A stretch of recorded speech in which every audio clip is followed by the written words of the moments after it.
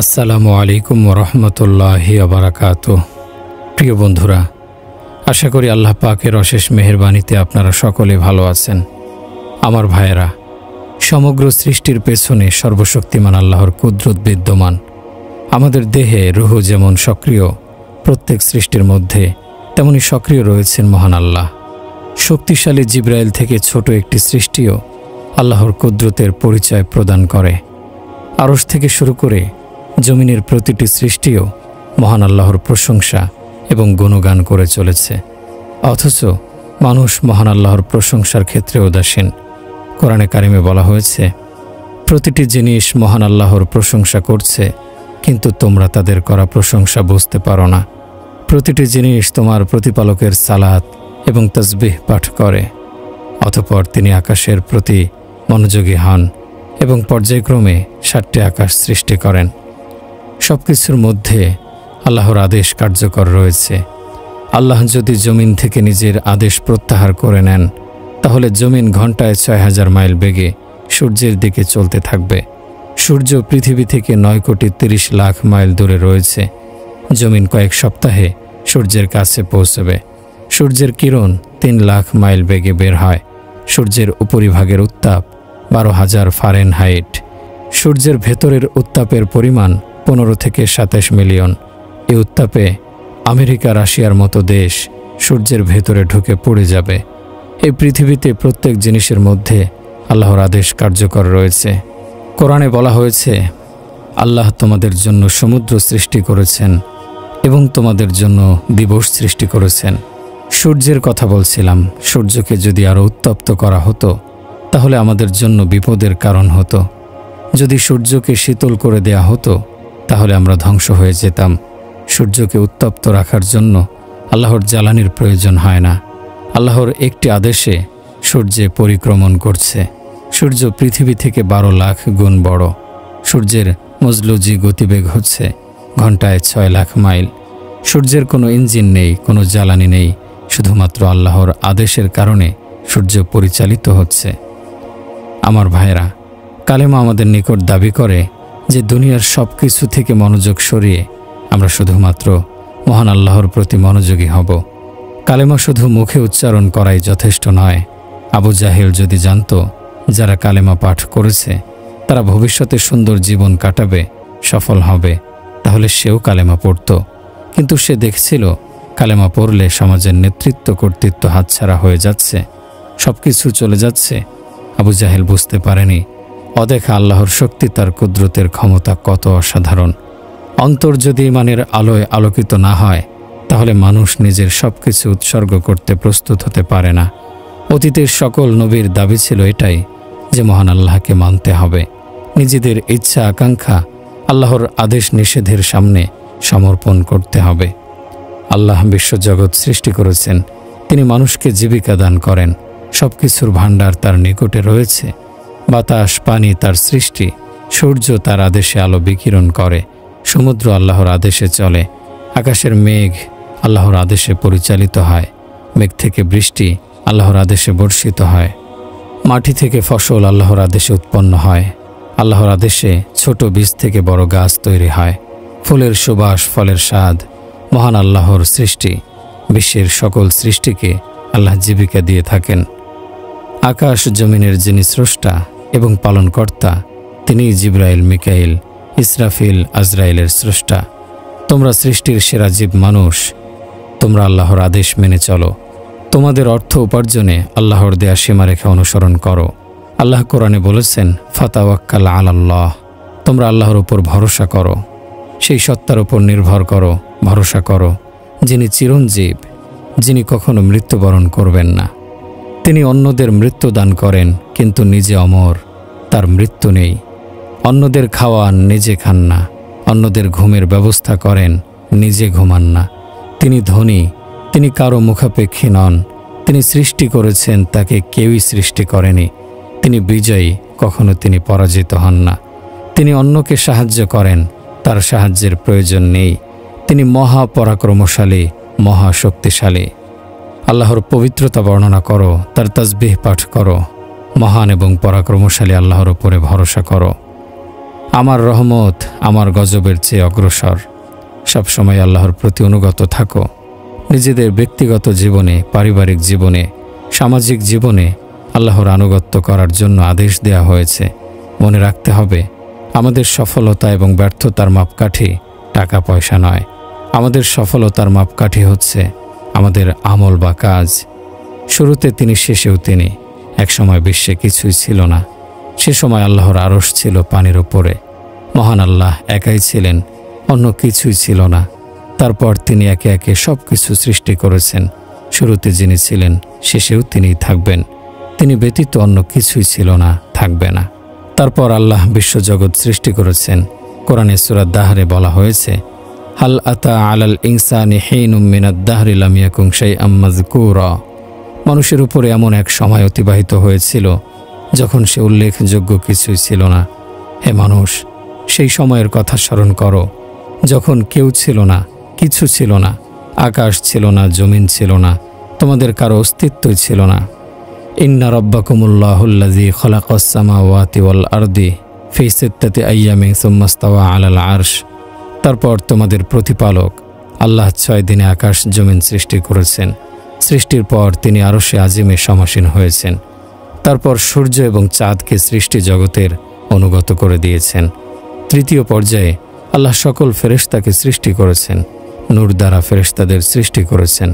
তাদেরকে পাখা দিয়েছেন, কারো 2টি পাখা, কারো 4টি, কারো 1000, কারো 600। চতুর্থ পর্যায়ে আল্লাহ ফেরেশতাদের মতামত জানতে চেয়ে বললেন, ইন্নী জাইলুন ফিল আরদি খলিফা। পৃথিবীতে আমি আমার প্রতিনিধি সৃষ্টি করতে চাই। কিন্তু ফেরেশতারা আপত্তি করল। ফেরেশতাদের আপত্তি প্রত্যাখ্যান করে আল্লাহ বলেছিলেন, আমি যা জানি তোমরা তা জানো না। তারপর আল্লাহ জোড়ায় জোড়ায় মানুষকে সৃষ্টি করেছেন। পুরুষ এবং নারী 2 প্রজাতির মানুষ আল্লাহ নিজের কুদরতে সৃষ্টি করেছেন। আমরা কেউ নিজেদের ইচ্ছায় পৃথিবীতে আসেনি। কে পুরুষ হবে, কে নারী হবে, সেটা নির্ণয় করেছেন একমাত্র আল্লাহ। আমরা কেউ নিজেদের ইচ্ছায় পুরুষ হইনি, নারীও হইনি। কোরআনে আল্লাহ বলেছেন, হে মানুষ, আমি তোমাদেরকে পুরুষ এবং নারী রূপে সৃজন করেছি। তারপর তোমাদেরকে বিভিন্ন দলে বিভক্ত করেছি যেন তোমরা নিজেদের পরিচয় সম্পর্কে অবগত হতে পারো। আমাদের মধ্যে কেউ আরবি, কেউ আজমি, কেউ রাজপুত, কেউ পাঠান, কেউ শেখ, কেউ মোগল, কেউ ইরানি, কেউ আফগানি, কেউ বাঙালি, কেউ তেহরানি, কেউ জাপানি। মানুষকে বিভিন্ন পরিবারে এবং গোত্রে আল্লাহই সৃষ্টি করেছেন। মানুষের সাদা কালো শ্যামল রং একমাত্র আল্লাহর সৃষ্টি। মানুষের আকৃতি প্রকৃতি মহান আল্লাহর সৃষ্টি। তিনি যাকে যেমন ইচ্ছা আকৃতি দিয়েছেন, সুন্দর করা, কুৎসিত করা, এসব আল্লাহর ইচ্ছা এবং কুদরত। আমরা নিজেদের ইচ্ছায় কেউ জন্মগ্রহণ করিনি, নিজেদের ইচ্ছায় পুরুষ এবং নারী হইনি, নিজেদের ইচ্ছায় পৃথিবী থেকে জীবনযাপন শেষে বিদায় নেব না। জীবন মৃত্যুর একমাত্র মালিক আল্লাহ। আমাদের প্রত্যেকেরই মৃত্যুর তারিখ এবং সময় নির্ধারণ করা রয়েছে।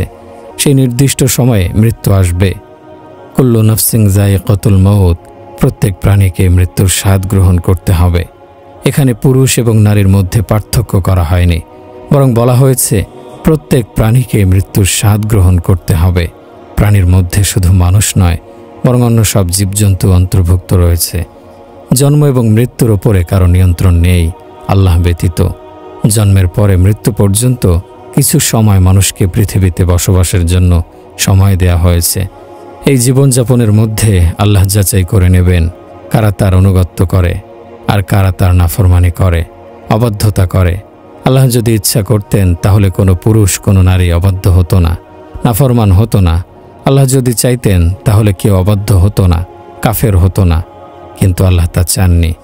তিনি মানুষকে স্বাধীনতা দিয়েছেন, ভালো মন্দ পাপপুণ্য দেখিয়ে দিয়েছেন, জান্নাত রেখেছেন, জাহান্নাম রেখেছেন। সব কিছুই তিনি সুচিন্তিতভাবে করেছেন। আল্লাহ যদি চাইতেন তবে বিশ্বের সব মানুষ হেদায়েত প্রাপ্ত হতো, কেউ কাফের মুশরিক হতো না। আল্লাহ আকাশ জমিনকে মজবুতভাবে ধারণ করে রেখেছেন এবং সুষ্ঠুভাবে পরিচালনা করছেন। কোরআনে বলা হয়েছে, হে মানুষ, তোমাদেরকে সৃষ্টি করা কঠিন নাকি আকাশ সৃষ্টি করা কঠিন? তোমাদের ব্যবস্থাপনা কঠিন নাকি আকাশ জমিনের ব্যবস্থাপনা কঠিন? আমি আকাশ তৈরি করেছি, তাকে উচ্চতায় স্থাপন করেছি। জমিনকে বিছানার মতো করেছি, জমিনের বুকে পাহাড়কে স্থাপন করেছি। বৃক্ষ তরুলতা তৈরি করেছি, নদী ঝর্ণা তৈরি করেছি তোমাদের জন্য এবং তোমাদের গৃহপালিত পশুদের জন্য মিঠা পানির ব্যবস্থা করেছি। আল্লাহ বলেন, আমি আকাশ এবং জমিনকে আমার আনুগত্য করতে বলেছিলাম, তারা আমার কথা মেনে নিয়েছে এবং আমার আনুগত্য করেছে। মহান আল্লাহ 7 আসমান 7 জমিন সৃষ্টি করেছেন। তিনি 7 আসমানের বাদশাহ, 7 জমিনের বাদশাহ। তিনি রব্বুল মাশরিকাইন অর্থাৎ পূর্ব প্রান্তসমূহের বাদশাহ এবং রব্বুল মাগরিবাইন অর্থাৎ পশ্চিম প্রান্তসমূহের বাদশাহ। সামনে পেছনে উপরে নিচে, পূর্বে পশ্চিমে উত্তরে দক্ষিণে সর্বত্র মহান আল্লাহর আদেশ নিষেধ অনুযায়ী সব কিছু পরিচালিত হয়ে থাকে। যে চোখ বেগানা নারীদের দেখে না, মহান আল্লাহ সেই চোখকে নিজের নূর দেখান। পক্ষান্তরে যে চোখ বেগানা নারীদের দেখে, শরীয়ত বিরোধী কাজে যে চোখের দৃষ্টি ব্যবহার করা হয়, আল্লাহ সে চোখের নূরের আলো কেড়ে নেন।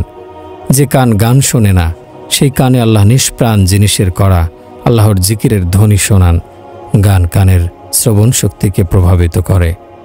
মানুষ আল্লাহ এবং তার নবীর প্রশংসা সবসময় করতে থাকবে, এটাই স্বাভাবিক। আল্লাহ তার নবীর নাম রেখেছেন মুহাম্মদ এবং আহমদ। মুহাম্মদ শব্দের অর্থ হচ্ছে প্রশংসিত, আর আহমদ নামের অর্থ হচ্ছে প্রশংসাকারী। রাসূলুল্লাহ সাল্লাল্লাহু আলাইহি ওয়াসাল্লাম মহান আল্লাহর সবচেয়ে বেশি প্রশংসা করেছিলেন। তারপরও তিনি বলেছেন, হে আল্লাহ, আপনার প্রশংসা করে কেউ শেষ করতে পারবে না। আমরা আপনাকে তেমন মানি যেমন আপনি নিজের পরিচয় প্রকাশ করেছেন। আমরা আপনার প্রশংসা যথাযথভাবে করতে অক্ষম। আল্লাহকে কেউ যদি না মানে তবু তার আমিত্ব সত্য। কেউ যদি তাকে সেজদা না করে তবু তিনিই একমাত্র সেজদা পাওয়ার উপযুক্ত। কেউ তার ইবাদত না করলেও তিনিই মাবুদ, তিনিই ইবাদত পাওয়ার যোগ্য। কেউ তাকে বড় না বললেও তিনিই বড়, তিনিই শ্রেষ্ঠ। বিশ্বের সব মানুষ আল্লাহর শ্রেষ্ঠত্ব বয়ান করলেও তার শ্রেষ্ঠত্ব বৃদ্ধি পাবে না। কেউ তার শ্রেষ্ঠত্ব বয়ান না করলেও তার শ্রেষ্ঠত্ব কমবে না। আমরা আল্লাহকে সেজদা করলেই তার মর্যাদা বৃদ্ধি পাবে না, বরং আল্লাহকে সেজদা করা হলে আমাদের জীবন সার্থক হবে, জীবন ধন্য হবে। মাখলুকের সবচেয়ে বড় নেক আমল হচ্ছে মহান আল্লাহর প্রশংসা করা। কোরআনের প্রথম সূরা, সূরা ফাতিহায় আল্লাহ বলেছেন, সকল প্রশংসা মহান আল্লাহর জন্য, যিনি বিশ্ব জগতের প্রতিপালক। মাখলুকের সামনে আমরা যদি আল্লাহর প্রশংসা করি, এতে আল্লাহ আমাদের প্রতি খুশি হবেন এবং আমাদের জীবিকা বৃদ্ধি করে দেবেন। হযরত মূসা আলাইহিস সালামের হাতে ছিল লাঠি। আল্লাহ তার নবীকে আদেশ দিলেন সেই লাঠি মাটিতে রাখার জন্য। লাঠি মাটিতে রাখতেই তা বিরাট অজগরে পরিণত হলো। হযরত মূসা আলাইহিস সালাম ভয় পেয়ে গেলেন। আল্লাহ বললেন, তুমি ভয় পেও না, অজগরকে ধরো। হযরত মূসা আলাইহিস সালামের হাতের পরশে অজগর পুনরায় লাঠিতে পরিণত হয়ে গেল। কোনো রকমের বিজ্ঞান প্রযুক্তি দিয়ে কথা বিশ্বাস করানো যাবে না। অলৌকিকত্বের কাছে সকল বিজ্ঞান প্রযুক্তি নিষ্ফল। আল্লাহর ইচ্ছাই শেষ কথা। হযরত ইব্রাহিম আলাইহিস সালামকে নমরুদ আগুনে নিক্ষেপ করেছিল। সেই আগুনে জিবরাইল আলাইহিস সালাম তাজা আঙ্গুর ডালিমের গাছ লাগালেন, পানির ঝর্ণা প্রবাহিত করলেন। এক্ষেত্রেও বৈজ্ঞানিক যুক্তি অচল। আল্লাহর ইচ্ছা এবং আদেশই শেষ কথা। হযরত ইব্রাহিম আলাইহিস সালাম বাদশাহ নমরুদকে কালেমার দাওয়াত দিয়েছিলেন। নমরুদ সে দাওয়াত প্রত্যাখ্যান করেছিল। আল্লাহ মশক বাহিনী পাঠিয়ে নমরুদের সৈন্যদের পর্যদস্ত করে দেন। নমরুদ দ্রুত সিংহাসন ত্যাগ করে রাজপ্রাসাদে রানীর নিকটে গেল। রানীকে বলল, মশক বাহিনী আমার সৈন্যদের মেরে ফেলেছে।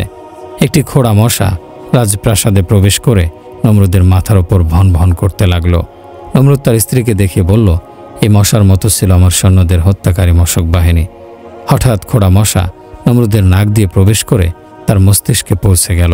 সেই মশা বের করার জন্য নমরুদের মাথায় আঘাত করা হতে লাগলো, কিন্তু মশা বের হলো না। মাথায় আঘাত করতে করতে সে আঘাতে নমরুদের মৃত্যু হলো। বাঘ, ভাল্লুক, সাপ, হাতি, শেয়াল, কুকুর, পাখি সবাই নিজ নিজ ভাষায় আল্লাহর প্রশংসা করে। সবাই মহান আল্লাহকে ডাকে। যারা পুণ্যবান তারা আল্লাহকে ডাকে, তার ইবাদত করে। কিন্তু এমন অনেকে রয়েছে যারা অন্যদের খোঁটা দিয়ে নিজেদের সঞ্চিত পুণ্য নষ্ট করে দেয়। রোজ কিয়ামতে এরা যখন উঠবে তখন এদের নেকি থাকবে না। সন্তান অবাধ্য হলে মা তাকে পছন্দ করে না, বরং বদদুয়া দেয়, অভিশাপ দেয়। অথচ সেই সন্তানকে সে জন্ম দিয়েছে। মহান আল্লাহ মানুষকে তার অবাধ্যতা সত্ত্বেও জীবিকা দেন, যথাযথভাবে লালন পালন করেন। কোরআনে মহান আল্লাহ বলেন, আমি তো মানুষকে সৃষ্টি করেছি মৃত্তিকার উপাদান থেকে, তারপর আমি ওকে শুক্রবিন্দুরূপে স্থাপন করি এক নিরাপদ আধারে। পরে আমি শুক্রবিন্দুকে পরিণত করি আলাকে, তারপর আলাককে পরিণত করি পিণ্ডে, এবং পিণ্ডকে পরিণত করি অস্থিপঞ্জরে, তারপর অস্থিপঞ্জরকে ঢেকে দিই গোশত দ্বারা, অবশেষে উহাকে গড়ে তুলি অন্য এক সৃষ্টিরূপে। অতএব সর্বোত্তম স্রষ্টা আল্লাহ কত মহান! অসামান্য দয়ার মালিক আল্লাহ। বান্দার শত রকমের অবাধ্যতা সত্ত্বেও তিনি তাদেরকে ক্ষমা করেন, তাদের তাওবা কবুল করেন। তাওবা করার প্রাক্কালে আল্লাহ আসমানের ফেরেশতাদের জানিয়ে দেন যে আমার অমুক বান্দা তওবা করার জন্য আসছে। হে ফেরেশতাগণ, তোমরা আসমান জুড়ে আলোকসজ্জার ব্যবস্থা করো। যারা অনেক অর্থ সম্পদের মালিক, তাদেরকে অহংকার করতে দেখা যায়। পুণ্যবানদের পুণ্যের অহংকার অর্থবিত্তের মালিকদের অহংকারের চেয়ে ভয়ানক বিষয়। কোনো পুণ্যবান যদি অন্য কোনো মানুষের প্রতি অবজ্ঞার দৃষ্টিতে তাকায়, তাহলে তার পুণ্য নষ্ট হয়ে যায়, যদিও তার পুণ্য বিশ্বজগতের সর্বত্র সেজদার পুণ্যের সমানও হয়ে থাকে। আল্লাহ এরকম পুণ্যবানকে অত্যন্ত ঘৃণা করেন। নিজের সন্তানকে আমরা যদি প্রহার করি, সে কাজের যুক্তি দিয়ে থাকি, আমার সন্তানকে আমি মেরেছি, এতে কার কি? কিন্তু অন্য কেউ যদি আমার সন্তানের প্রতি অবজ্ঞার দৃষ্টিতে তাকায়, তবু আমাদের কষ্ট হয়। আল্লাহ আমাদের সৃজনকারী, পালনকারী। তিনি আমাদেরকে যে কোনো শাস্তি দিতে পারেন, কিন্তু আল্লাহর কোনো পাপী বান্দাকেও যদি কেউ অবজ্ঞা করে, তুচ্ছ তাচ্ছিল্য করে, আল্লাহ সেটা বরদাস্ত করেন না। কোনো পুণ্যবানের জন্য শোভনীয় নয় যে সে কোনো পাপীকে অবজ্ঞা করবে। মহান আল্লাহ বিশ্বজগতের স্রষ্টা। তার সৃষ্টিতে তার কোনো শরিক নেই, কোনো অংশীদার নেই। হজরত নূহকে কিস্তি তৈরির পর আল্লাহ বলেছেন, প্রত্যেক প্রাণীর একজোড়া করে নৌকায় তুলে নাও। রাসূলের জামানায় সাপ এবং শিশু একত্রে খেলা করত। ওমর ইবনে আব্দুল আজিজের খেলাফতের আমলে বাঘ এবং বকরি একত্রে চলাফেরা করত। কেউ কারো ক্ষতি করত না। আল্লাহ যদি মনে ভালোবাসা তৈরি করেন, তাহলে পশু অনুগত হয়ে যায়। আল্লাহ সকলের মনে ভালোবাসা স্থাপন করতে সক্ষম। সমগ্র বিশ্বজগৎ আল্লাহ পরিচালনা করে আসছেন। আল্লাহর হাতে রয়েছে সকল কুদরত।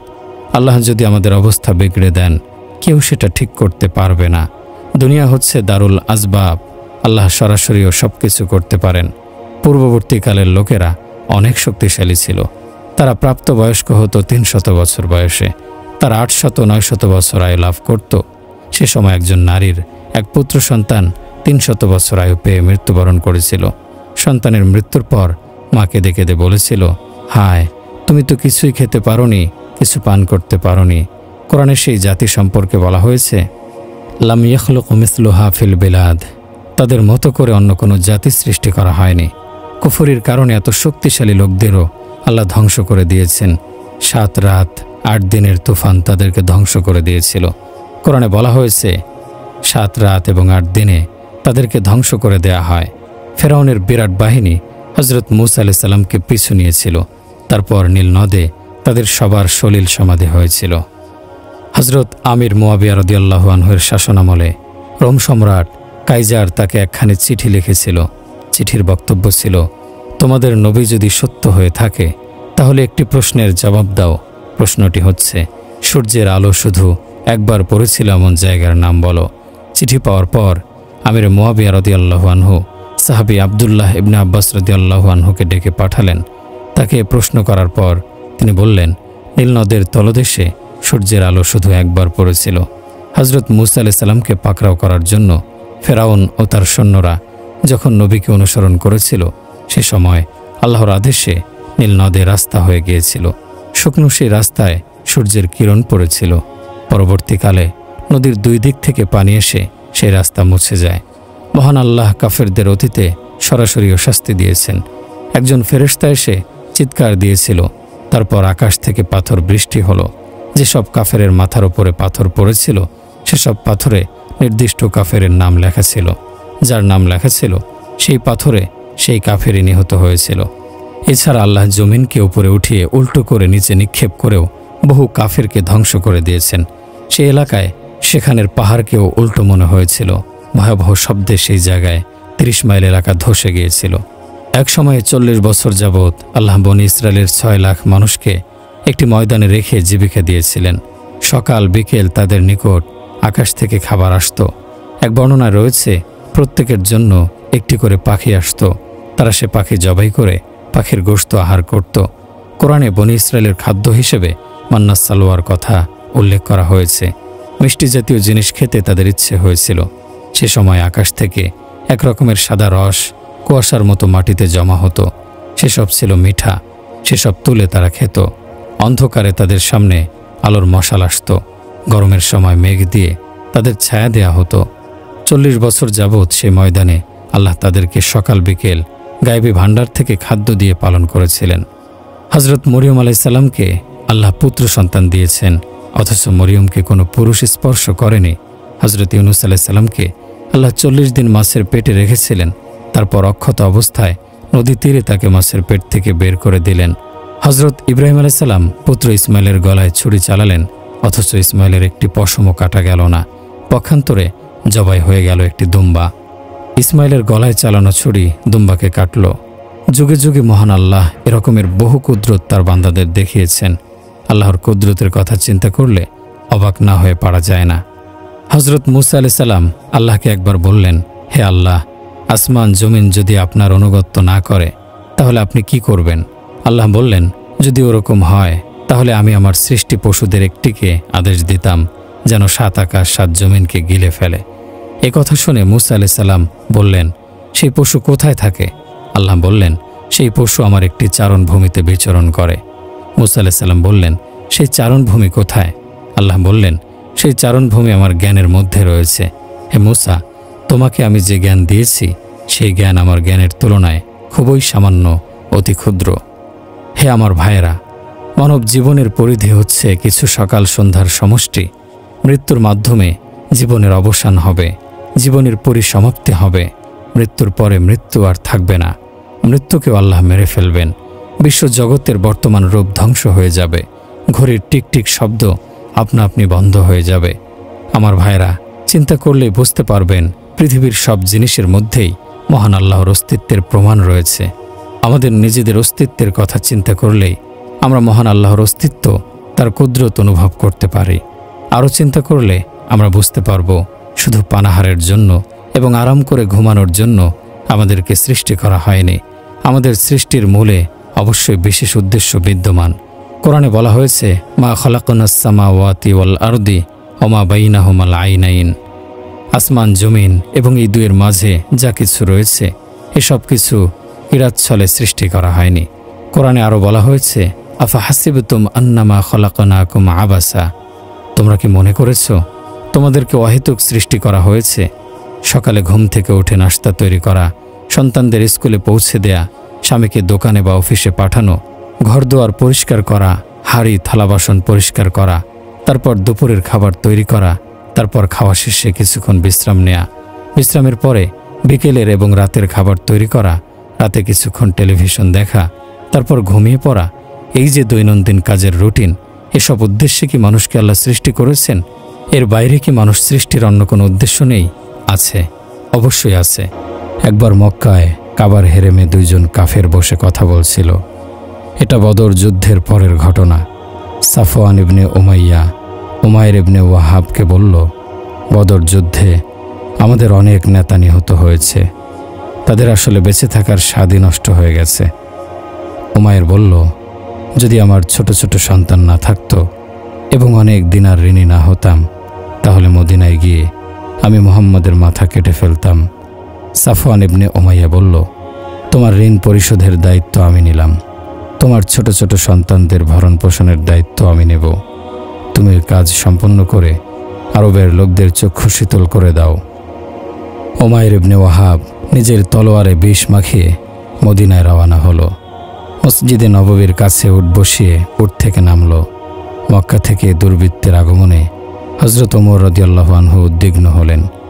উমাইরকে টেনে হিচড়ে রাসূলের সামনে হাজির করলেন। তারপর বললেন, মক্কারে শয়তান ভালো কোনো উদ্দেশ্যে নিশ্চয়ই আসেনি। রাসূল সাল্লাল্লাহু আলাইহি ওয়াসাল্লাম উমাইরকে তার মদিনায় আসার কারণ জিজ্ঞাসা করেন। উমাইর বলল, আমার বন্দী সন্তানকে মুক্তিপণ দিয়ে মুক্তি করার জন্য এসেছি। আল্লাহর রাসূল মক্কার হেরেমে সাফওয়ান ইবনে উমাইয়া এবং উমাইর ইবনে ওয়াহাবের মধ্যকার কথাগুলো হুবহু উমাইরকে শোনালেন। তারপর বললেন, হে উমাইর, তুমি সাফওয়ানের কথার জবাবে এই কথা কি বলনি?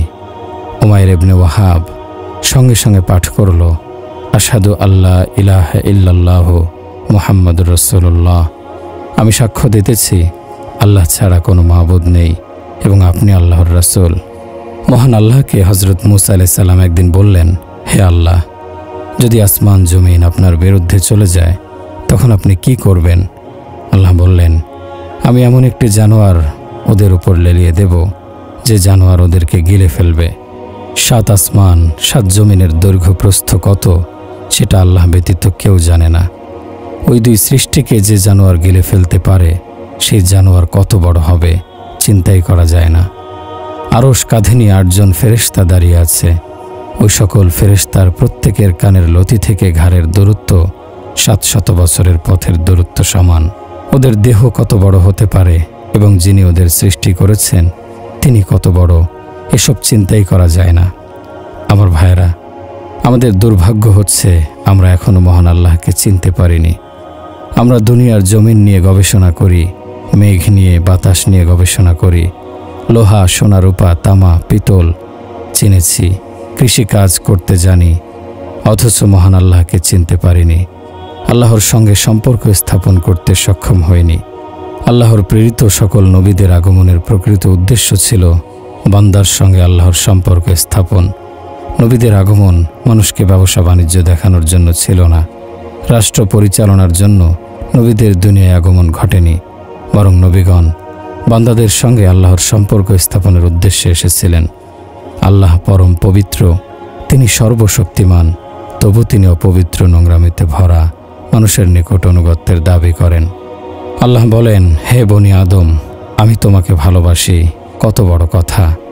আল্লাহ আমাদেরকে ভালোবাসেন। আমাদের মন নোংরামিতে পরিপূর্ণ। আমাদের পেটে রয়েছে পেশাব পায়খানা। কারো পরিধানের কাপড়ে যদি পায়খানা লাগে, তারপর কোনো বন্ধু অথবা মা বাবা কাছে বসতে দেবে না, বলবে যাও সরো, পরিষ্কার হয়ে আসো। কিন্তু আল্লাহ পরম দয়াময়, তিনি দেখতে পান আমাদের পেটে ময়লা রয়েছে, পেশাব পায়খানা রয়েছে, অগণিত কৃমি পোকামাকড়ে পেটে কিলবিল করছে। তবু আল্লাহ আমাদেরকে তার ঘরে ডেকে বলেন, তোমরা আমার সঙ্গে কথা বলো, আমি তোমাদের কথা শুনব। নামাজের মধ্যে যখন আমরা দাঁড়াই, রুকু করি, সিজদা করি, তখনও আমাদের পেটে থাকে ময়লা আবর্জনা। আল্লাহ সব কিছু দেখেন।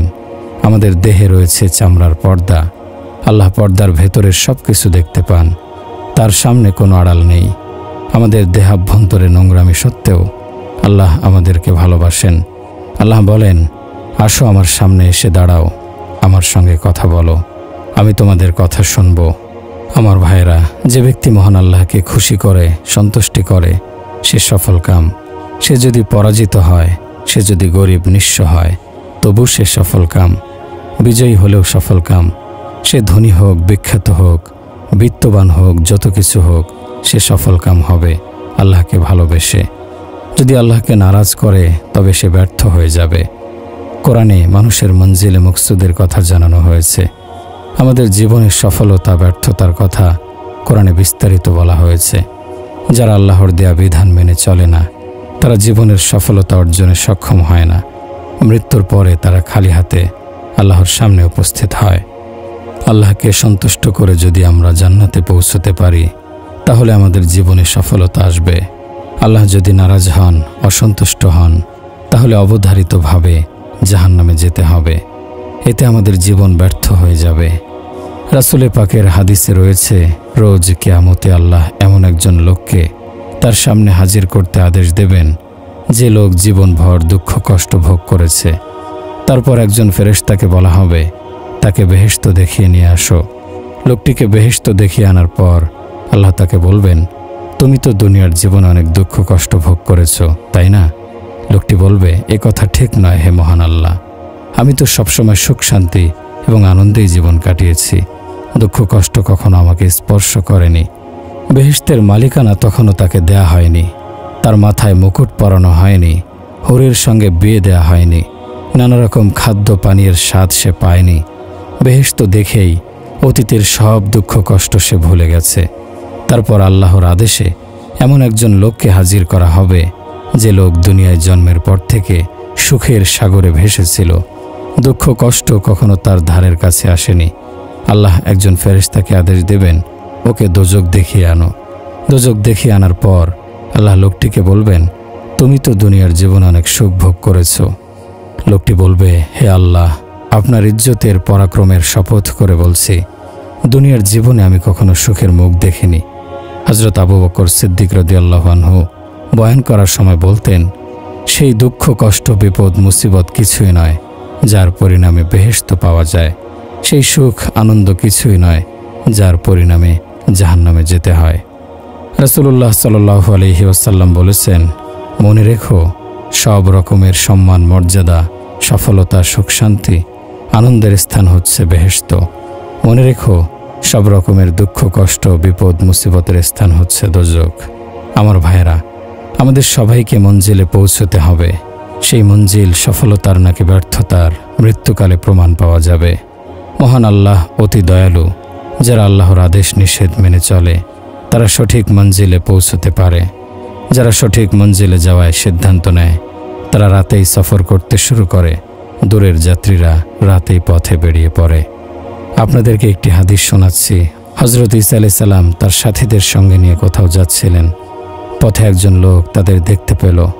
হযরত ঈসা আলাইহিস সালামের সাথী লোকটির প্রতি ঘৃণা এবং অবজ্ঞার দৃষ্টিতে তাকালো। নিজেকে ওই লোকটির চেয়ে উত্তম মনে করল। মহান আল্লাহ জিবরাইল আলাইহিস সালামকে ঈসা আলাইহিস সালামের নিকট পাঠালেন। জিবরাইল আলাইহিস সালাম ঈসা আলাইহিস সালামকে বললেন, হে নবী, আপনার পেছনে দুজন লোক আছে, একজন আপনার সাথী, অন্যজন অপরাধী। আপনি সেই অপরাধীকে বলুন, আল্লাহ তোমাকে ক্ষমা করে দিয়েছেন, কারণ তুমি তওবা করেছ। এখন থেকে সৎ কাজে মনোনিবেশ করো। আর আপনার সাথে যে কিনা নবাগত লোকটিকে ঘৃণা করেছে, তার প্রতি অবজ্ঞার দৃষ্টিতে তাকিয়েছে, তাকে বলুন, আল্লাহ তার সকল পুণ্য নষ্ট করে দিয়েছেন। তাকে তওবা করে নতুনভাবে নেক কাজে মনোনিবেশ করতে বলে দেন। আমার বান্দার প্রতি ঘৃণা এবং অবজ্ঞার দৃষ্টিতে তাকানোর জন্য তাকে শাস্তি দেয়া হচ্ছে। পুণ্যবান লোকদের শয়তান বড় পাপের জন্য প্ররোচনা দেয় না। তাদেরকে ব্যভিচারের জন্য মদ পানের জন্য উদ্বুদ্ধ করে না, বরং তাদের মনে অন্যদের প্রতি ঘৃণা এবং অবজ্ঞা তৈরি করে। যারা নামাজি, যারা হজ পালনকারী, শয়তান তাদেরকে সিনেমা দেখতে বলে না, মদ পান করতে বলে না, জুয়া খেলতে বলে না, ব্যভিচার করতে বলে না, কারণ শয়তান জানে এসব কাজ ওদের দিয়ে করানো যাবে না। বরং শয়তান ওদের দিয়ে অন্যকে অবজ্ঞা করার, অবহেলা করার কাজ করায়, অন্যদের প্রতি ঘৃণার মনোভাব তৈরি করে। অথচ যারা নিজের দোষ দেখে, নিজের ত্রুটি সংশোধনে মনোযোগী হয়, আল্লাহ তাদেরকে সম্মানিত করেন। যারা অন্যের দোষ খোঁজে, অন্যকে ঘৃণা করে, আল্লাহ তাদেরকে অপমানিত করেন। এই শ্রেণীর নেককার লোক সবসময় আলেমদের দোষ খোঁজে। যারা দিনদার তাদের সমালোচনা করে, মসজিদের ইমামের দোষ খোঁজে, মৌলবীদের নিন্দা করে, সমালোচনা করে, নামাজিদের সমালোচনা করে। কোরআনে আল্লাহ বলেন, ইজতানিবু কাসীরাম মিনাজ জন্নি ইন্না বা'দাজ জন্নাহ, তোমরা অন্যের প্রতি মন্দ ধারণা পোষণ করবে না, কেননা অনেক মন্দ ধারণা হচ্ছে পাপ। আমাদের রাসূলের জীবনের আদর্শের কথা চিন্তা করে দেখুন। একজন লোক ব্যভিচার করে এসে আল্লাহর রাসূলকে বললেন, হে রাসূল, আমি গুরুতর পাপ করেছি, আমাকে শাস্তি দিন, আমাকে পবিত্র করে দিন। আল্লাহর রাসূল তার কথাকে গুরুত্ব দিলেন না, তার দিক থেকে মুখ ফিরিয়ে নিলেন। আল্লাহর নামে শপথ করে বলছি, কোনো ব্যভিচারকারীর প্রতি, কোনো মদ পানকারীর প্রতি, কোনো নর্তকীর প্রতি ঘৃণা পোষণ করা হলে, অবজ্ঞা করা হলে আল্লাহর দৃষ্টিতে নিচু হয়ে যাবেন। মনে রাখবেন, অন্যের প্রতি ঘৃণা পোষণ করা হচ্ছে কবিরা গুনাহ। একজন মানুষ অন্য মানুষকে কখন ঘৃণা করে? তখনই ঘৃণা করে যখন তার মনে অহংকার তৈরি হয়। অহংকার এবং অন্যের প্রতি ঘৃণা ভাই বোনের মতো। আমার ভাইয়েরা, মহান আল্লাহ আমাদের প্রতি তার রহমতের ফায়সালা করেছেন। আপনাদের নিকট করজোর আবেদন করছি, আপনারা অন্য মানুষকে ঘৃণা করবেন না, অবজ্ঞা করবেন না, নিজেকে শ্রেষ্ঠ মনে করবেন না। আত্মসমালোচনা করুন, নিজে কি করছেন সে কথা চিন্তা করুন, নিজের দোষ ত্রুটি তালাশ করুন। এতে আপনাদের জাহান্নাম থেকে মুক্তির পথ তৈরি হবে। 4 শ্রেণীর লোকদেরকে শবে কদরের সাধারণ ক্ষমার রাতেও আল্লাহ ক্ষমা করেন না। এরা হচ্ছে: 1. যারা নিয়মিত মদ পান করে। 2. যারা পিতামাতার নাফরমানি করে। 3. নিকট আত্মীয়দের সঙ্গে যারা সম্পর্ক ছিন্ন করে। 4. যারা অন্যকে ঘৃণা করে, অবজ্ঞা করে, তুচ্ছ তাচ্ছিল্য করে। অন্যকে ঘৃণা করা, অবজ্ঞা করা, অবহেলা করা থেকে মনকে পরিচ্ছন্ন করুন। মনের অন্ধকার দূর করুন। আমার ভাইয়েরা, আপনারা নিজের জামার বোতাম খুলে মনের ভেতর প্রবেশ করুন। মনের অন্ধকার ঘুচিয়ে সেখানে আলো জ্বালান। আপনাদের মনের অন্ধকারের কারণে আপনারা মাতা পিতাকে সম্মান করেন না। যুবতী মেয়েদেরকে অর্ধ উলঙ্গ করে ঘরের বাইরে বের করেছেন। যুবতী মেয়েদের পায়ে ঘুঙুর পরিয়ে ওদেরকে নাচের আসরে পাঠিয়েছেন। যুবকদের হাতে গিটার তুলে দিয়েছেন। যারা ব্যবসায়ী তারা খেয়ানত করছেন, অন্যদেরকে ঠকাচ্ছেন। যুবকরা নাচে গানে বেলেল্লাপনায় মেতে আছে। এসব অন্ধকার দূর করে আলো প্রজ্বলিত করুন। জাহেলি সভ্যতাকে সমুদ্রে ডুবিয়ে দিন।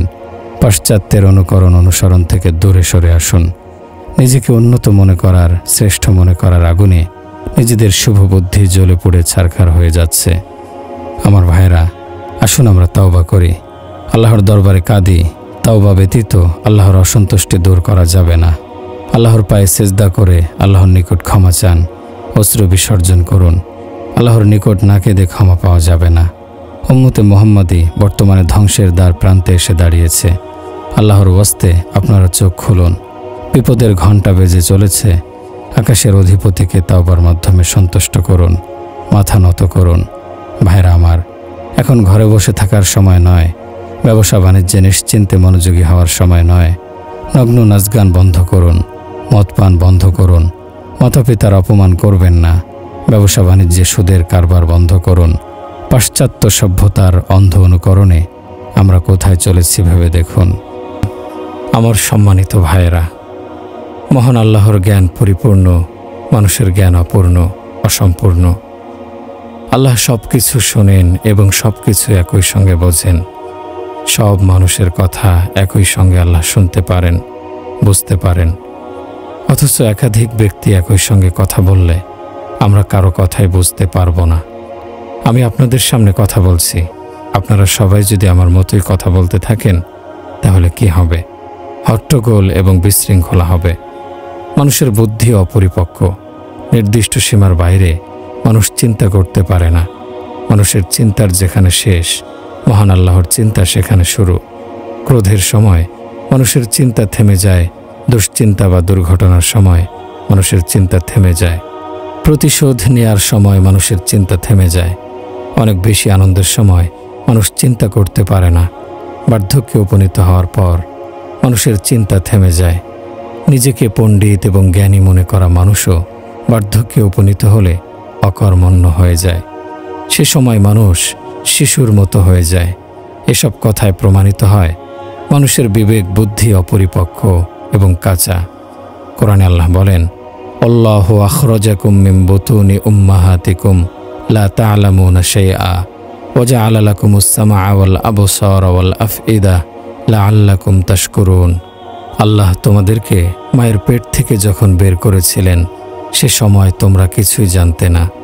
তারপর আল্লাহ তোমাদেরকে শ্রবণ শক্তি, দৃষ্টিশক্তি দিয়েছেন এবং তোমাদেরকে চিন্তা করার শক্তি দিয়েছেন, তোমরা যেন কৃতজ্ঞতা প্রকাশ করতে পারো। চিন্তা করার শক্তি অর্থাৎ মন, মেজাজ, বিবেক, বুদ্ধি।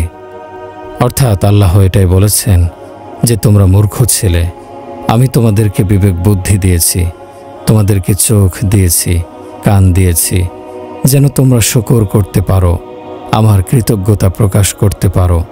মানুষের দেখার শক্তি, শোনার শক্তি, চিন্তা করার শক্তি অসম্পূর্ণ, অপরিপক্ক। কাজেই মানুষের জ্ঞানের উপর ভরসা করে আমরা কেউ সফল হতে পারবো না। অন্য মানুষ যদি আমাদের কাউকে পাপ করতে দেখে তখন আমরা থমকে যাই। আল্লাহ যে সর্বক্ষণ দেখতে পাচ্ছেন সে কথা আমরা চিন্তা করি না। মহান আল্লাহর জ্ঞান কেমন, তার দেখা কেমন, এ সম্পর্কে কোরআনে বলা হয়েছে, ইয়ালামু মা ইয়ালিজু ফিল আরদি ওয়া মা ইয়াখরুজু মিনহা ওয়া মা ইয়ানজিলু মিনাস সামাই ওয়া মা ইয়ারুজু ফিহা ওয়া হুয়ার রহিমুল গফুর। যিনি আকাশ থেকে নিচে অবতরণ করা জিনিস দেখেন এবং যিনি মাটি থেকে বের হওয়া জিনিস দেখেন, মাটিতে যা কিছু বিলীন হয়ে যায় সেসব দেখেন, আকাশে উড্ডীন জিনিস দেখেন, যিনি পতঙ্গ দেখেন, যিনি বৃক্ষ দেখেন, যিনি জঙ্গল দেখেন, যিনি বালুকণা দেখেন, সমুদ্র এবং পানির নিচের সব কিছু দেখেন, যিনি মাছ দেখেন, বাঘ দেখেন, ভাল্লুক দেখেন, যিনি জিবরাইল আলাইহিস সালামকে দেখেন, যিনি মানুষকে দেখেন, যিনি উপরে যখন দেখেন একই সময় নিচেও দেখেন। ফাইনামা তুয়াল্লু ফাসাম্মা ওয়াজহুল্লাহ, যেদিকে তাকাবে সেদিকেই আল্লাহর চেহারা প্রকাশ দেখা যাবে। পূর্ব এবং পশ্চিম তার, কেউ আস্তে কথা বলুক অথবা জোরে কথা বলুক, কেউ গোপনে রাতে যাওয়া আসা করুক বা দিনে যাওয়া আসা করুক, আল্লাহ বলেন আমি দেখতে পাই, আমি তোমাদের সঙ্গে রয়েছি। আমার নিকট থেকে কোথায় লুকাবে?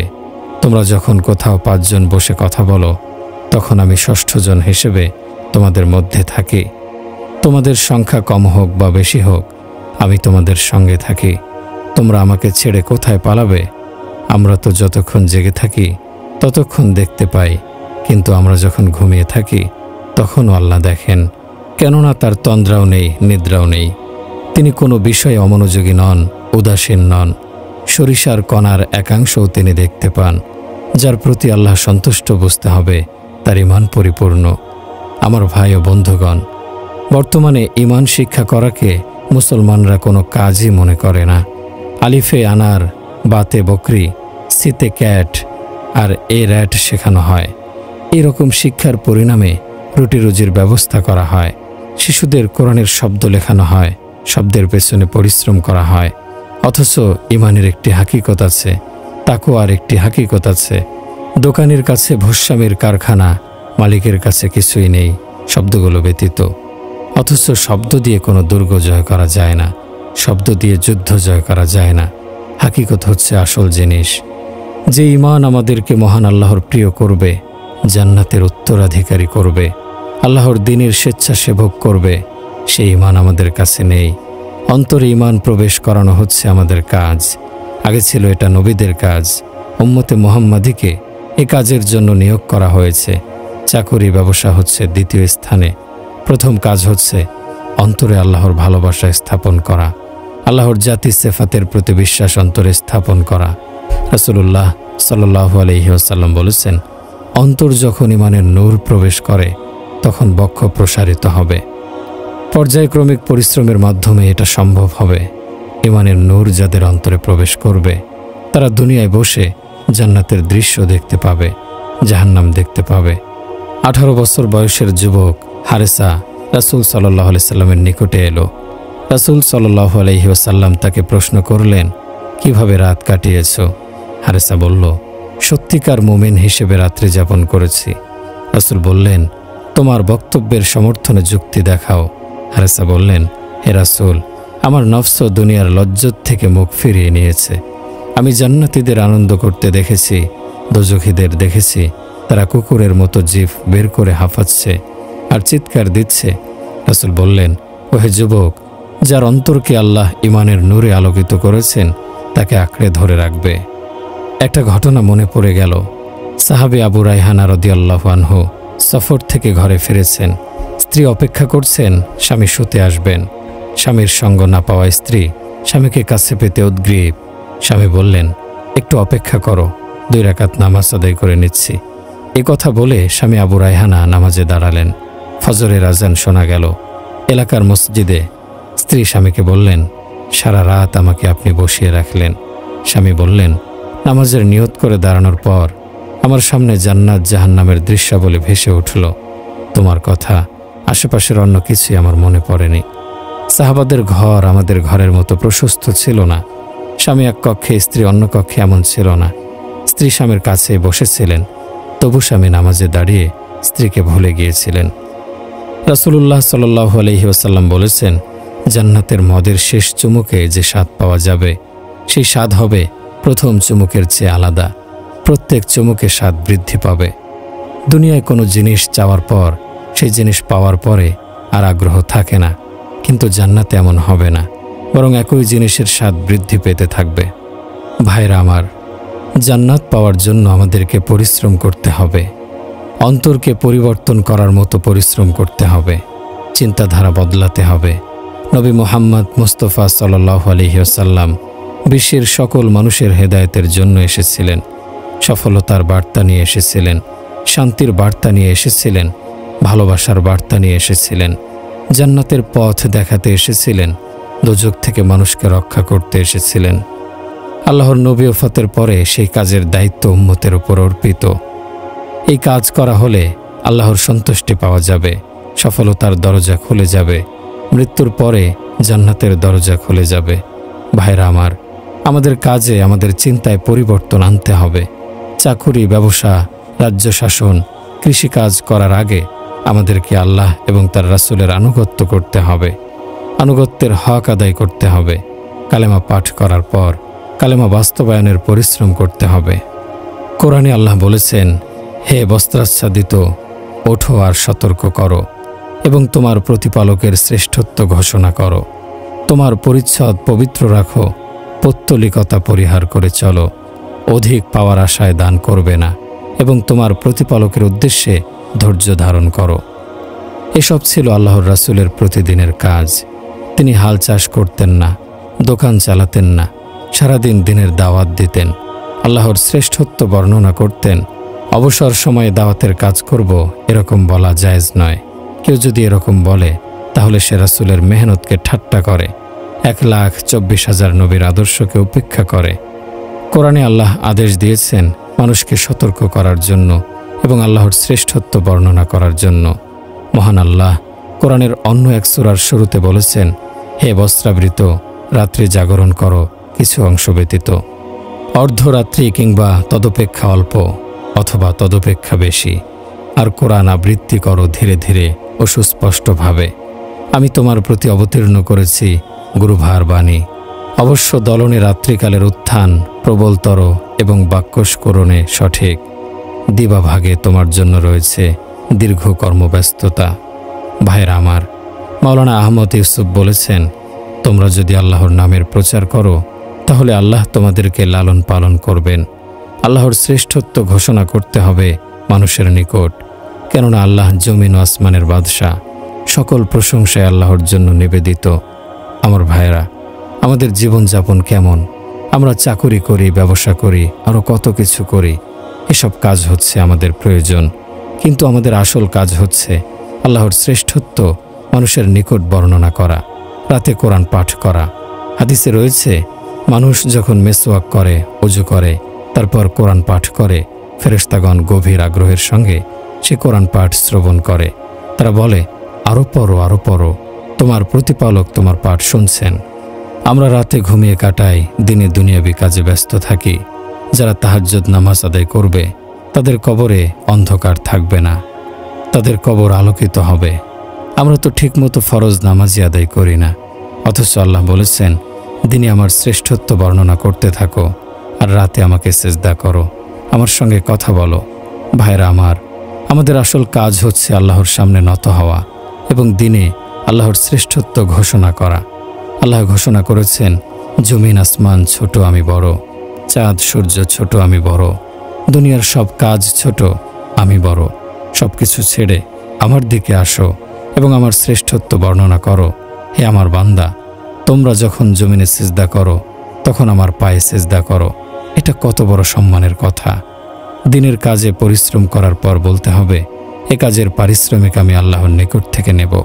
আল্লাহর জন্য কাজ করছি, আমার পারিশ্রমিক তিনি অবশ্যই দেবেন। সাইদ ইবনে আমির ছিলেন একজন তাবেঈ। কিসরার ধনভাণ্ডার থেকে তিনি একটি সিন্দুক মাথায় করে নিয়ে এলেন।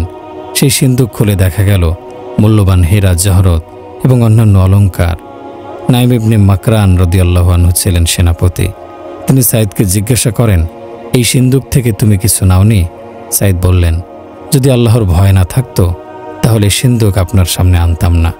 সেনাপতি নাইম সাইদকে তার নাম জিজ্ঞাসা করলেন।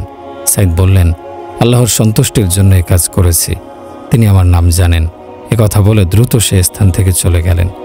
সাইদ ইবনে আমির রহমতুল্লাহি আলাইহি ছিলেন ইয়েমেনের অধিবাসী। তিনি সাহাবী ছিলেন না, তাবেঈ ছিলেন। ভাইরা আমার, সর্বাগ্রে আমাদের অন্তরকে ঈমানের আলোয় আলোকিত করতে হবে। তারপর সে আলো বিশ্বজগতে প্রসারিত করতে হবে। এতে বিশ্বময় সে আলোর বিস্তার ঘটবে। যখন কালেমার দাওয়াত দেয়া হতে থাকে, আল্লাহ তখন কুফরির অন্ধকার দূর করেন। আল্লাহর দ্বীনের যখন প্রচার হবে, আল্লাহর অবাধ্যতা বন্ধ হবে। তখন শাসন ক্ষমতা আল্লাহ ঈমানদারদের হাতে ন্যস্ত করবেন। কোরআনে বলা হয়েছে, আল্লাহ দিবসসমূহকে মানুষের মধ্যে পরিবর্তন করেন।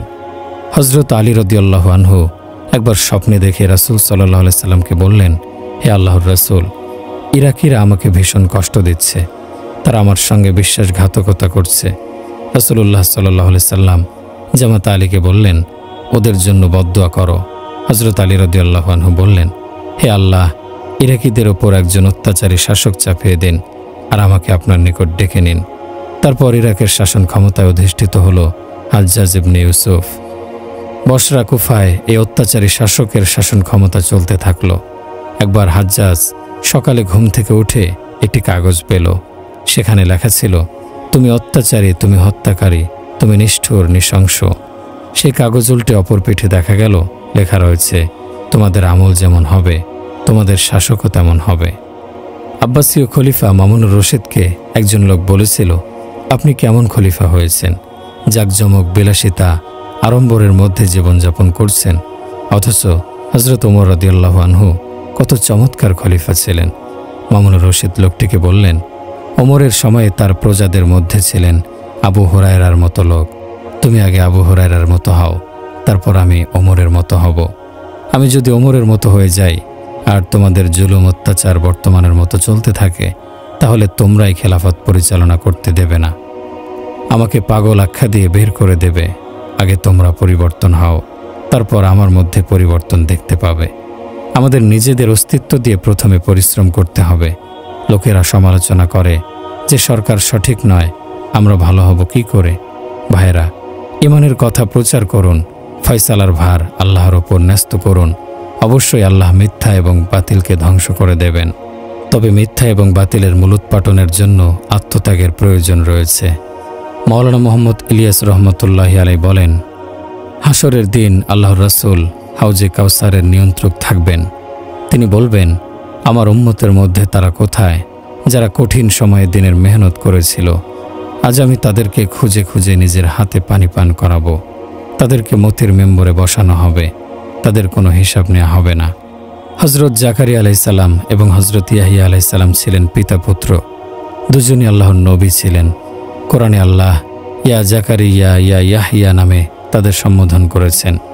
হযরত জাকারিয়া আলাইহিস সালামকে ইহুদিরা করাত দিয়ে চিরে হত্যা করেছিল। হযরত ইয়াহিয়াকে ঝুলিয়ে রেখে বকরির মতো জবাই করা হয়েছিল। আল্লাহ এই দৃশ্য দেখেছেন, আকাশের ফেরেশতারা হাহাকার করেছিল। নবী মুস্তাফা সাল্লাল্লাহু আলাইহি সাল্লামকে কাফেররা তায়েফে পাথর নিক্ষেপ করে রক্তাক্ত করেছিল। তায়েফের পাহাড়, তায়েফের মাটি সেদিন কেঁদেছিল, আকাশের ফেরেশতারা কেঁদেছিল। হযরত ইব্রাহিম আলাইহিস সালাম পুত্র ইসমাইলকে যখন কোরবানি করার কথা, তখন হযরত ইসমাইল আলাইহিস সালামকে বলেছিলেন, আব্বা আমার হাত পা বেঁধে দিন, কারণ আমি হাত পা ছুড়লে আপনার গায়ে লাগতে পারে। তারপর আমাকে উল্টো করে শুয়ে দিন, এতে আমার চেহারার প্রতি আপনার দৃষ্টি পড়ে মমতার উদ্রেক হবে না। আপনার চোখ বেঁধে নিন।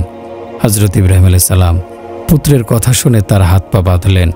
তারপর কোরবানির জন্য ছুরি উত্তোলন করে বললেন, হে আল্লাহ, আপনি যদি নাখোশ হয়ে থাকেন, আপনার পরিবর্তে যদি আমার মনে ইসমাইলের প্রতি ভালোবাসা বেশি থাকে, তবে আমি সে ভালোবাসাকে কোরবানি করছি। হযরত ইব্রাহিমের এই দোয়া শুনে 7 আসমান 7 জমিন কেঁদেছিল। হযরত ইব্রাহিম আলাইহিস সালাম পুত্রের গলায় ছুরি চালালেন।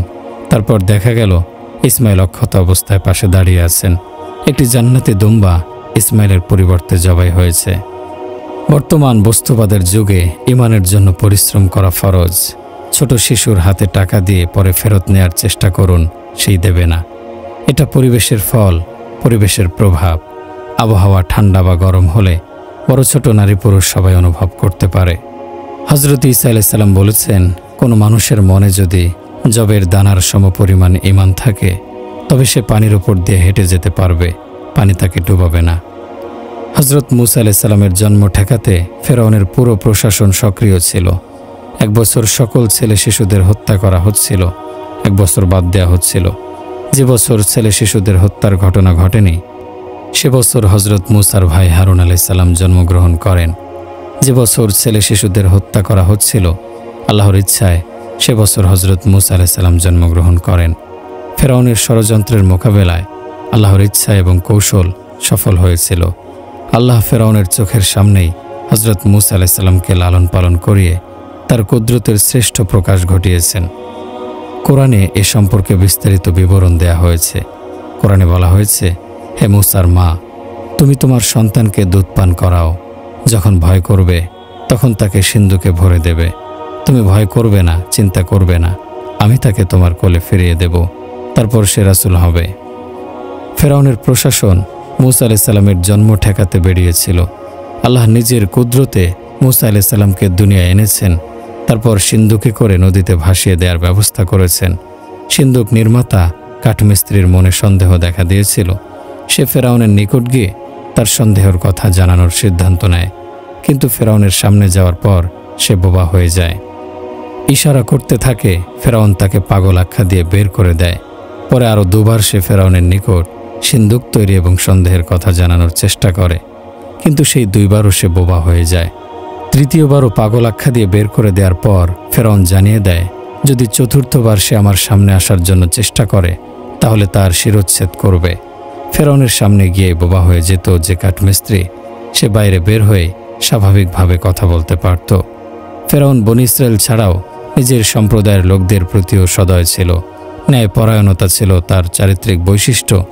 একদিন হজরত মূসা আলাইহিস সালাম আল্লাহকে প্রশ্ন করেছিলেন, হে আল্লাহ, ফেরাউন খোদা দাবি করে, তবু আপনি কেন তাকে এত সুযোগ দিলেন? আল্লাহ বলেছেন, সে তার প্রজাদের প্রতি সদয় ছিল, এ কারণে তাকে এত সুযোগ দিয়েছি। হজরত মূসা আলাইহিস সালামকে সিন্ধুকে ভরে সে সিন্ধুক নদীতে ভাসিয়ে দেওয়ার পর মূসা আলাইহিস সালামের মা আল্লাহর নিকট জানতে চান, তারপর সে কোথায় যাবে। আল্লাহ জানিয়ে দিলেন, নদীর ঢেউ মূসা আলাইহিস সালামকে কিনারে নিয়ে যাবে, তারপর ফেরাউন তাকে তুলে নেবে। এ কথা শুনে মূসা আলাইহিস সালামের মা মনে মনে ভীষণ ভয় পেলেন। বললেন, হায় আল্লাহ, যার হাত থেকে আমার সন্তানকে বাঁচাতে চাই তার কাছেই তাকে পৌঁছে দিচ্ছেন, তারপর কি হবে? আল্লাহ মূসার মাকে সান্ত্বনা দিলেন, তুমি ভয় পেও না এবং চিন্তা করো না, আমি তাকে তোমার কোলে ফিরিয়ে দেব, তাকে তারপর রাসূল করে দেখাবো। ফেরাউনের দরবারে শিশু মূসাকে আনা হলো। শিশুকে দেখেই ফেরাউন বলল, এ তো আমাকে মেরে ফেলবে। ফেরাউন শিশু মূসাকে মেরে ফেলতে চেয়েছিল। ফেরাউনের স্ত্রী আসিয়া বললেন, এই শিশু তোমার আমার চক্ষু শীতল করবে, কত শিশুকে তো মেরেছ, একে রেখে দাও, আমি তাকে আমার ঘরে লালন পালন করব, সে তোমার কোনো ক্ষতি করবে না। তারপর শিশু মূসার ঠিকানা হলো ফেরাউনের বাসভবন। শিশু মূসাকে দুধ পান করানোর জন্য ধাত্রী মাতা দরকার। অনেক মহিলা এলো, কিন্তু আল্লাহ ওদের সবার বুকের দুধ মূসার জন্য নিষিদ্ধ করেছিলেন। মূসা আলাইহিস সালামের মা তার বোনকে বললেন, তুমি সিন্ধুকের সঙ্গে সঙ্গে যাও, দেখো কি হয়। কোনো নারীর দুধ শিশু মূসা মুখে না নেয়। মূসার বোন বলল, আমি একজন মহিলাকে জানি, তার ঠিকানা জানাবো কি? ফেরাউন বলল, হ্যাঁ জানাও। সন্তানকে দেখে মায়ের চোখে মুখে মমতার ছাপ ফুটে উঠবে, এটাই স্বাভাবিক। তেমনি সন্তানও অবুঝ হলেও মাকে চিনতে পারবেই। শিশুপুত্রকে দেখে মায়ের চোখে মুখে খুশির আভা চিকচিক করবে, এটাই স্বাভাবিক। ফেরাউনের তীক্ষ্ণ দৃষ্টি সবকিছু পর্যবেক্ষণ করছিল। মহান আল্লাহ মূসার মায়ের মনে মমতার ফুলগোধারার প্রকাশ বন্ধ করে দিয়েছিলেন। মূসার মা নির্বিকারভাবে অচেনা নারীর মতো বসে রইলেন। আসল কথা হচ্ছে, মায়ের মনে সন্তানের জন্য যে মমতা, সেই মমতা আল্লাহ সৃষ্টি করেন। শিশু মূসা মায়ের কোলে গিয়ে মায়ের দুধ পান করতে লাগলো। ফেরাউন মূসার মাকে নিজের প্রাসাদে রেখে দিতে চাইল। মূসার মা বললেন, আমি একজন গরিব মহিলা, আমার আরও সন্তান আছে, নিজের ঘরে নিয়ে আমি এই শিশুকে দুধ পান করাবো। ফেরাউন রাজি হলো। তারপর মূসার মা শিশু মূসাকে নিয়ে নিজের ঘরে ফিরে এলেন। ফেরাউন বলল, নির্দিষ্ট মেয়াদে দুধ পান করানোর পর তাকে আমাদের নিকট ফিরিয়ে দিয়ে যাবে। যে কোষাগারের অর্থ মূসাকে হত্যা করার জন্য ব্যয় করা হচ্ছিল, সেই কোষাগারের টাকা দিয়েই মূসার লালন পালনের প্রাথমিক ব্যবস্থা সম্পন্ন হলো। দামেস্কের যুদ্ধে পরাজিত রোমানদের সঙ্গে বন্দী হয়ে মুসলমানদের নিকটে এসেছিল রোম সম্রাট কাইজারের কন্যা। সে যুদ্ধের সেনাপতি ছিলেন মহাবীর খালিদ ইবনে ওয়ালিদ রাদিয়াল্লাহু আনহু। তিনি রোম সম্রাটের কন্যার পরিচয় পেয়ে তার সঙ্গে থাকা জিনিসপত্র 400 সৈন্যের পাহারায় মেয়েটিকে পিতার নিকট পাঠিয়ে দেন। রোম সম্রাটের নিকট পৌঁছার পর তার কন্যা মুসলমানদের উদারতার কথা পিতা কাইজারকে জানালো। কাইজার কেঁদে ফেললেন, বললেন, এরকম উন্নত যাদের চরিত্র, তাদেরকে বিশ্বের কোনো শক্তি পরাজিত করতে পারবে না। শীঘ্রই তারা আমার এই সিংহাসনেরও মালিক হয়ে যাবে। মানুষের চারিত্রিক শক্তি অনবিক শক্তির চেয়ে শক্তিমান। পাশবিক শক্তি চারিত্রিক শক্তিকে পরাজিত করতে পারে না, কিন্তু চারিত্রিক শক্তি আণবিক শক্তিকে পরাজিত করতে পারে। মুসলমান কারো প্রতি জুলুম করে না, করতে পারে না। এ ঘটনায় সেটাই প্রমাণিত হয়েছে। বনু উমাইয়াদের পতনের পর বনু আব্বাসিয়া শাসন ক্ষমতায় অধিষ্ঠিত হয়েছিল। সেই সময় প্রাক্তন উমাইয়া শাসক সুলাইমান ইবনে আব্দুল মালিকের পুত্র ইব্রাহিম বাগদাদ থেকে পালিয়ে কুফায় যান। কুফায় ইব্রাহিম দেখতে পান ডানে বামে 25 জন সশস্ত্র প্রহরী একজন যুবককে ঘিরে আছে। ইব্রাহিম সেই যুবককে বললেন, বেটা, আমি ভয় পাচ্ছি, কিছু লোক আমাকে মেরে ফেলতে চায়, আমি কি একটু আশ্রয় পেতে পারি? যুবক বলল, হ্যাঁ চাচা, চলুন। প্রাসাদে নেয়ার পর যুবক ভূর্তদের বলল, এই লোকের প্রতি লক্ষ্য রাখবে। 1 সপ্তাহ কেটে গেল। যুবক সশস্ত্র প্রহরীদের সঙ্গে নিয়ে প্রতিদিন সকালে বাইরে বেরিয়ে যায়, বিকেলে ফিরে আসে। একদিন আশ্রয় গ্রহণকারী ইব্রাহিম তার আশ্রয়দাতা যুবককে বলল, বেটা, তুমি প্রতিদিন সকালে যাও, বিকেলে ফিরে আসো। 1 সপ্তাহ যাবত এ দৃশ্য দেখতে পাচ্ছি, তুমি কোথায় যাও? যুবক বলল, শুনেছি আমার পিতাকে যে লোক হত্যা করেছেন সে কুফায় লুকিয়ে আছে, প্রতিদিন তাকে খুঁজতে যাই, কিন্তু এখনো পাইনি। যুবকের পিতার হত্যাকারীর নাম কি? আশ্রয় নেয়া লোকটি জিজ্ঞাসা করেন। যুবক বলল, তার নাম ইব্রাহিম, সে সুলাইমান ইবনে আব্দুল মালিকের পুত্র, তাকে পেলে আমি তাকে হত্যা করে আমার পিতা হত্যার প্রতিশোধ নেব। ইব্রাহিম বললেন, বেটা, তোমার আর খুঁজতে হবে না, আমি ইব্রাহিম, আমি সুলাইমান ইবনে আব্দুল মালিকের পুত্র, তুমি আমাকে হত্যা করে পিতা হত্যার প্রতিশোধ গ্রহণ করো। যুবক হেসে দিয়ে বলল, চাচা, মনে হয় এতদিন একা থেকে আপনার মাথা খারাপ হয়ে গেছে, এ কারণে আত্মহত্যা করতে চান। ইব্রাহিম বললেন, না, তা নয়, আমি ইব্রাহিম, আমি তোমার পিতাকে হত্যা করেছি। যুবক সব কথা জেনে রাগে অস্থির হয়ে গেল এবং তলোয়ারের বাটে হাত রাখল। একদিকে ঈমান, অন্যদিকে প্রতিশোধ। কিছুক্ষণ চিন্তা করার পর যুবকের ঈমান বিজয়ী হলো। যুবক বলল, চাচা, খুব শীঘ্রই আপনি এবং আমার পিতা এক পরাক্রমশালী বাদশার সামনে উপস্থিত হবেন। সেখানে আমার পিতা আপনার নিকট থেকে তাকে হত্যার প্রতিশোধ নেবেন। আমি আপনাকে নিরাপত্তা দিচ্ছি।